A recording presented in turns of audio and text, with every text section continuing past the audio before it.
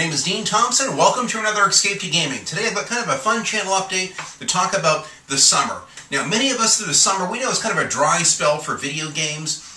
Quite often we go through and we get those killer deals on Steam, or we go through the GameStop and we go through the bargain bins and load up on a lot of the games we've missed in the last year or two. And I've done that the last 2 years. This year, what happened last year is I bought, like another 15 games, and I can't even get to half of them. I'm just inundated with games. If I had more time, if my schedule was a little bit more flexible, I'd be able to put in the longer hours and complete a lot of those games. I mean, Far Cry 3, for instance, I played over Christmas and my birthday. God, I got 35 hours in it, and I'm only halfway through the game. And then I jumped off from that to get on Hitman Absolution because I wanted to get a review of that out. Played 4 levels of that, and so it's just going from one game to the next. Quite often I can't even finish the games. A new game, Tomb Raider, came out, and I love that. I jumped on that, played it all the way through, got a pretty high achievement score on it, had a lot of fun. That so far has been my favorite game to date. One of the last unboxing videos of a newer game I did was of the wonderful game The Last of Us. I haven't even played it. I got a beautiful art book, and I got the steel case. Oh, it's still sitting on my coffee table in my living room, and I'm dying to get to it. But I'm saving that, kind of like I did L.A. Noire. I bought L.A. Noire the day it came out and couldn't wait to get it, but I refused to play it unless I had the time to sit through for for a week and a half or 2 weeks and get all the way through it. So I'm kind of savoring a special moment in time. So the spring and summer months are really busy for me. I have a really hard time putting in a lot of time. It's easy for me to play a game like Dirt 2 or something like that quite often, and many times I'll have a lot of easy games like Twisted Metal, and playing a lot of PS3 games, like my MotorStorm Pacific Rift and all that. So this summer has been kind of tough. I'm like, God, I got all this backlog of games. What am I going to do? And then lately, my friend Mark Bussler reviewed one of my games I donated, which was Wolfenstein Return to Castle, Operation Resurrection for the PlayStation 2. And after watching that review, I said, God, I'm delighted to finally have my good friend Mark review these games, and I'm really excited about all the other games I donated. I had like 10 or 12 PlayStation 2 games that I donated to Classic Game Room. They've done some wonderful reviews of them, but after that last one and seeing my favorite, it was too much. I said, I've really seriously got to check into getting a PlayStation 2. In my last channel update, that's what I showed. I found I scored a killer PlayStation 2 and a 27-inch Sony Trinitron analog TV where I can finally play these games. It's so exciting. So it's only been 6 years or 7 years since I've played most of them, but God, it's like almost like getting back with your old high school friends all over again. It's wonderful. So I did an original kind of an unboxing, a video showing my PlayStation 2 and showing the first 8 games I have. Well, I got some more recent pickups, and I got a couple games for the PlayStation 1 as well, because I did find both memory cards for my PlayStation 1 and PlayStation 2. So I'll quickly show you what I have in store. I had and I loved it and beat it, for the regular Xbox, the game Black. This is a fantastic game. I love this game. I've had so much fun with the game Black. And then I also got it on the Xbox Live Arcade. So this is a fantastic game. I'm anxious to go through it from start to finish again. I've already played the first level of it already, just to kind of wet my whistle and get back into it. A fantastic FPS. Really enjoyed this one quite a bit. Another one I've always wanted to play that I've never played is Conflict Vietnam. So I've played the first 2 levels of this. I love this. This is really good. It's like almost like Freedom Fighters. You have kind of a squad-based tactical game, and it has really authentic music from the late 60s of that whole Vietnam era. So I'm really enjoying this. It's a fun game. It's got some, I'm trying to get acclimated and used to the new controls. After you get spoiled naturally with the Xbox 360 controller and a lot of the newer games that just have a really very quick reflexes. Some of these, there's just a slight bit of lag, or they're just not quite as responsive in what we're used to with some of the newer games and the newer consoles. Manhunt 2, I saw this when I bought my first 8 games. I kind of ran out of money, but I asked my mom and pop store to hold it. They said, no problem, we'll hold it for 7 days for us. They held a perfect copy of Manhunt 2. I love this game. The mechanics are slightly improved. I actually prefer the first story a little bit better, but this is a fantastic game. Really hardcore. It went through a real meat grinder just even making it out to the public. They had to cut out over 32 to 34 different elements out of it to even get the M rating. So this is really cool. Now I also have this uncut on the PC, which I started playing as well. Although the PC controls are a little bit more for me personally, I have a harder time with them.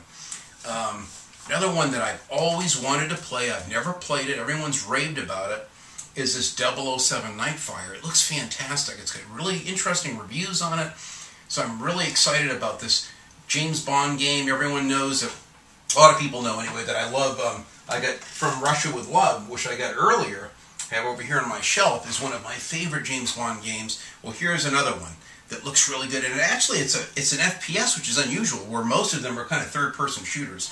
Very anxious to get to this. I also found a game I've always wanted to try. Now this one is probably one of the more expensive games that I bought. I think I spent 18 bucks for this one for whatever reason. I don't know if it's more rare or what, but is this Area 51, and it's got what's this guy's name? The actor on the X-Files does the voice for it, which is perfect because it's kind of in theme with the X-Files. David, I guess Duchovny, whatever his name is, and Powers Booth, another great actor from Texas, also does some good voice work. And Marilyn Manson, I think, plays some psychotic or something, does the voice work for it. But it looks like a really fun FPS. It's tricky. It's a fun game. The graphics are fantastic. The controls take a little bit of time to get used to. But again, I think we're kind of spoiled with some of the newer controls.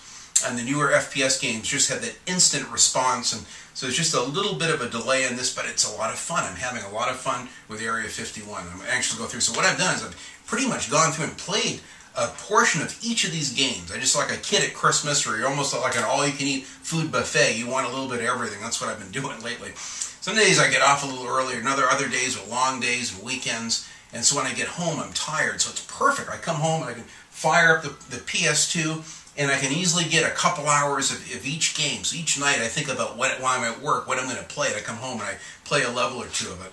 This is another one. I've started the first part of this, which I played and beat before on the PlayStation 2, is Myst 3 Exile. Fantastic graphics. They actually introduced more of this kind of like a motion capture, not motion capture, but some kind of there's almost like the Panasonic 3DO. They have some live action cinematics in it that are intertwined with static shots. But it's beautiful. It's a gorgeous game, beautifully done, wonderful graphics, a fantastic story that you really can't wait to see how it turns out. So this is a beautiful game. I got a really good copy of this. I love this game. I can't wait to get into more of this. The first Myst was just incredible.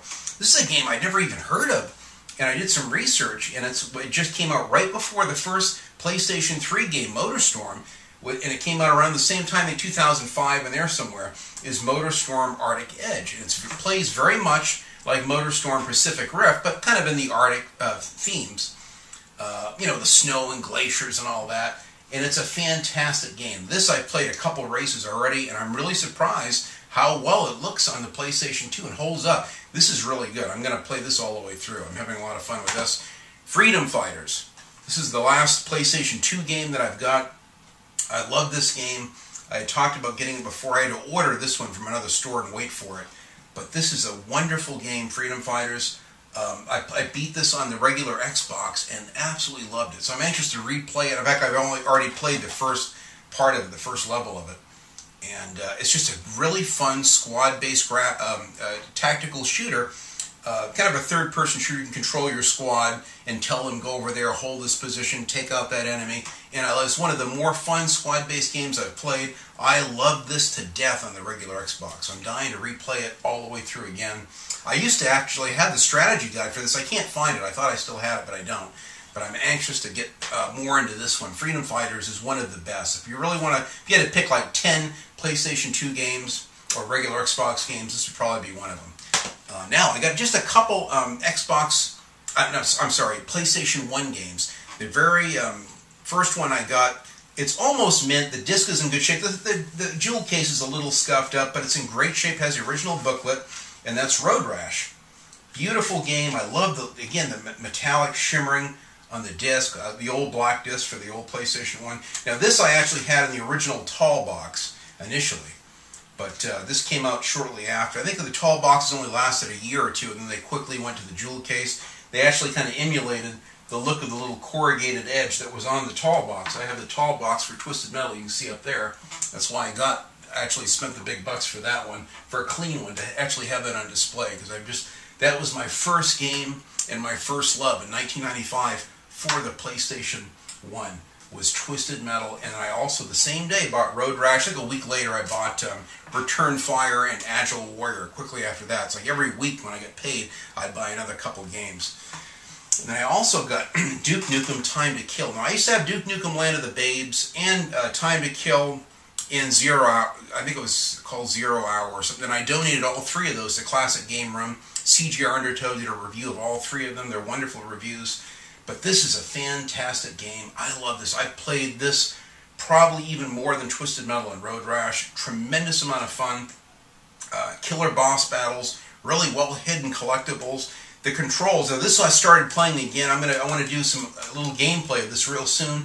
But the controls are really hard to get used to. It's been so long since I've played it, so I'm trying to get acclimated with the controls so I look like a complete idiot playing on my game on my playthrough. And I'll show a little bit of gameplay over a couple different levels. It's kind of neat. You go back in the Old West days, the Roman Colosseum days, and you go into the future a little bit. And I think there's the Western days, the Roman days, and I think there might be one other level.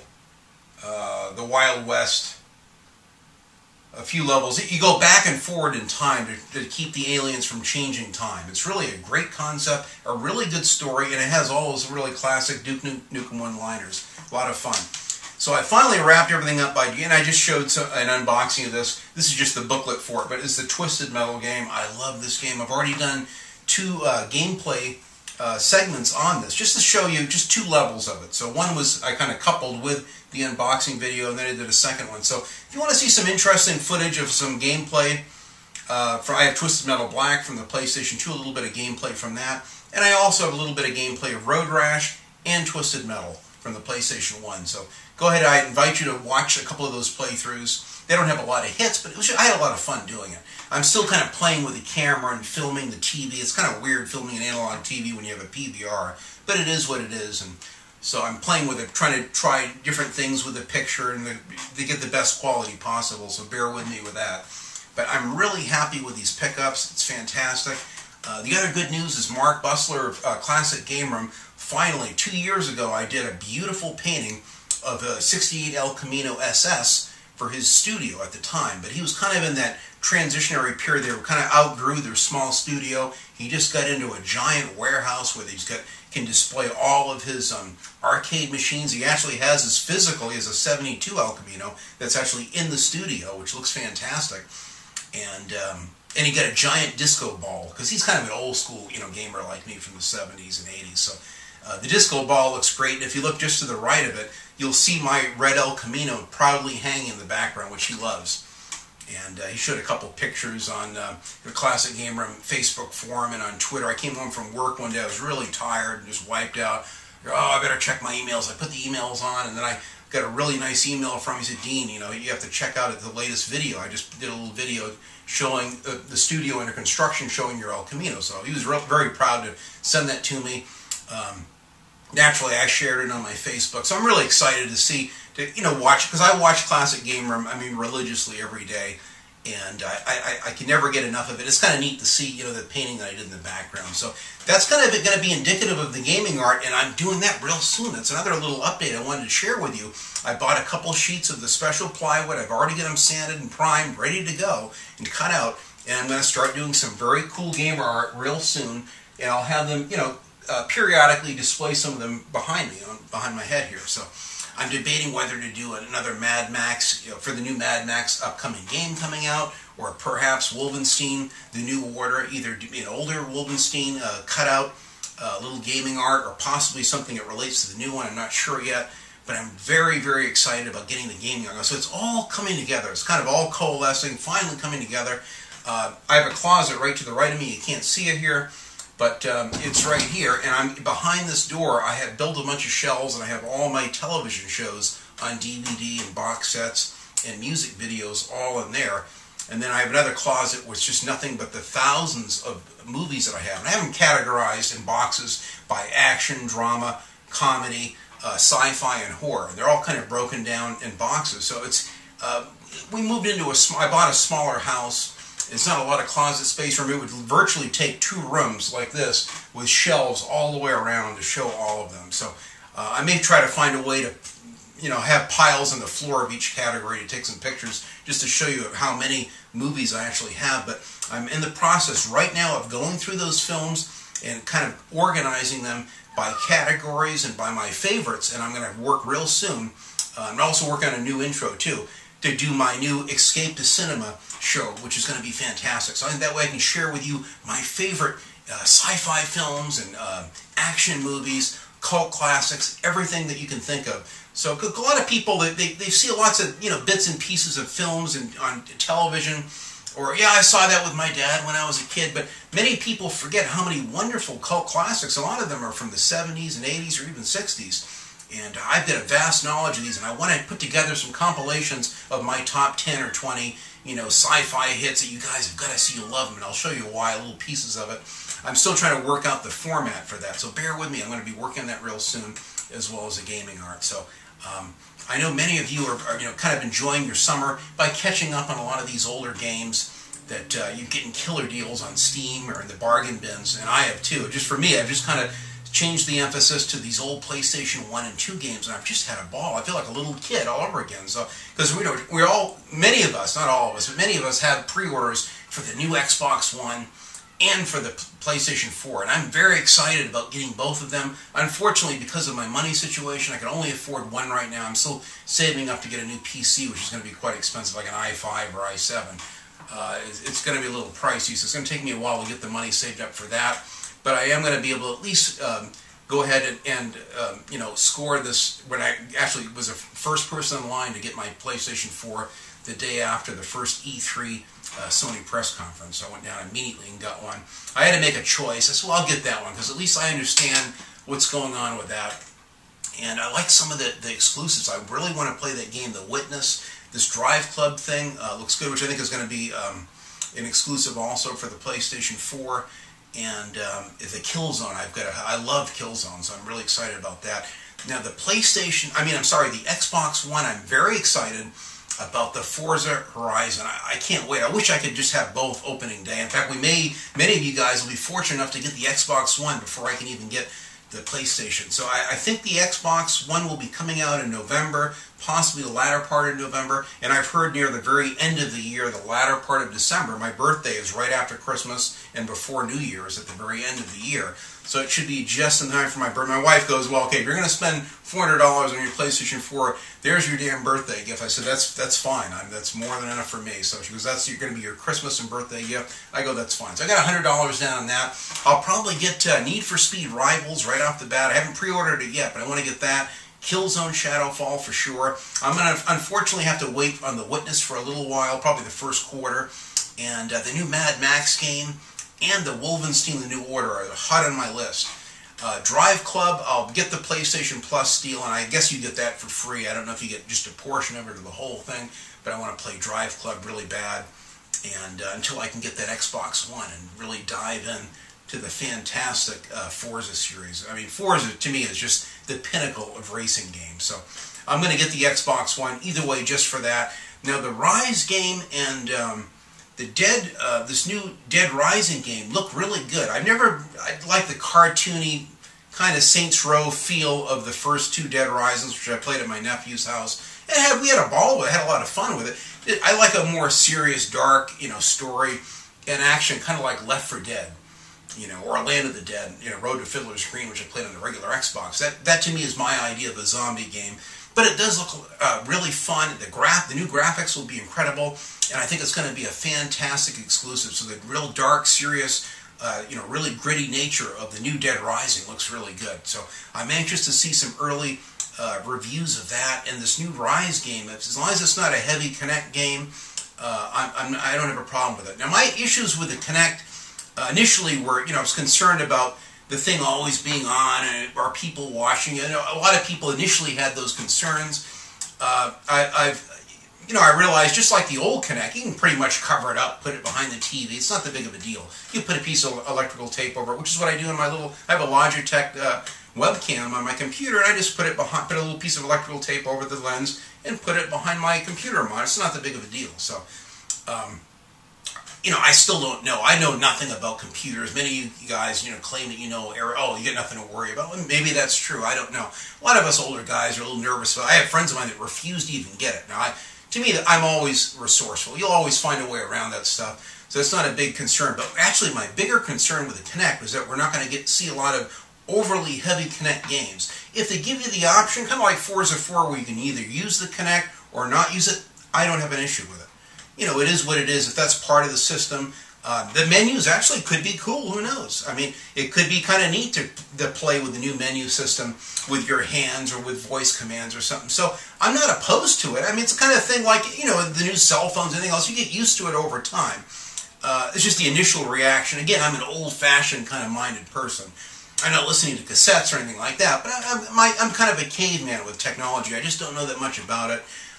It's like cars. If you know a lot about cars, you don't worry about it. You can roll your sleeves up, dive into a motor, take it apart, reassemble it, and it runs great. But if you're apprehensive about cars, you don't know too much about them, I don't want to mess with that. You let a mechanic deal with it, or you just stay away from it altogether. So naturally, if you feel more comfortable with something, that changes everything. But my bigger concern with the Kinect would be a lot of heavy Kinect-based games coming in to where they're going to make it easier obviously for developers to have it now that it's mandatory. So, and there's been rumors initially that later in the summer of 2014 there could be 2 other Xbox One models. One, both of them wouldn't have a Kinect. One will have a smaller hard drive. One could have the same size hard drive as the other one, but both would have the option of having a Kinect or not.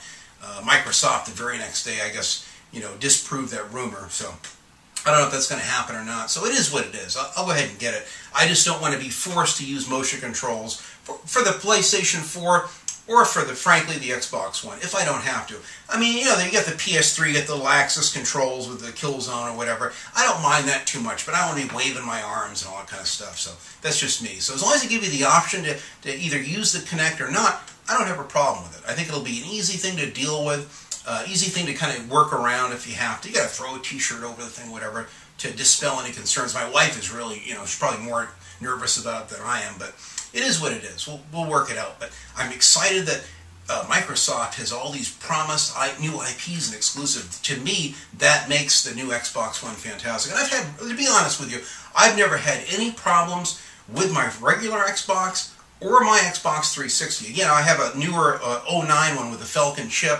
So maybe that's why I haven't had any problems. A lot of the guys I know that have the the Xbox 360 Slims also have had very good luck with them. So to me, I've always been a very loyal Xbox fan.